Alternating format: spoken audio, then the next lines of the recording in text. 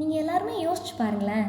பொதுவாக யாரையாவது வசைபாடவோ இழிவுபடுத்தவோ நாய்ங்கிற வார்த்தையை தான் எல்லாருமே பயன்படுத்துவாங்க. அறிவு கெட்ட நாயே, திருட்டு நாயே, நன்றி கெட்ட நாயே மாதிரி எல்லா எதிர்ப்புக்குரிய வார்த்தைகள்லையும் நாயை தான் பயன்படுத்துகிறாங்க. ஆனால் அது எவ்வளோ தவறுங்கிறதுக்கு உதாரணம் தான் இந்த நிகழ்வு. அதுக்கு முன்னாடி யாரெல்லாம் நம்ம சேனலை சப்ஸ்கிரைப் பண்ணலையோ அவங்க எல்லாருமே ஒரு சப்ஸ்கிரைப் பட்டனை தட்டி விடுங்க. நீங்கள் பண்ணுற ஒவ்வொரு சப்ஸ்கிரைபும் என்னைக்காவது ஒரு வாயில்லாத ஜீவனை கண்டிப்பாக காப்பாற்றும். சரவணன் மக்கள் மொழி ஊடகத்தின் தலைவர். வாய்ஸ் ஃபார் வாய்ஸ்லெஸ்லேருந்து ஒரு பெண் நாய்க்குட்டியை தத்தெடுத்து அதுக்கு மகாலட்சுமின்ற பேரும் வச்சாங்க. ஒரு நாள் மகாலட்சுமிக்கு தடுப்பூசி போட்டுட்டு புதுச்சேரி கால்நடை மருத்துவமனைக்கு எதிரில் இருக்க தேநீர் கடைக்கு போயிருக்காரு.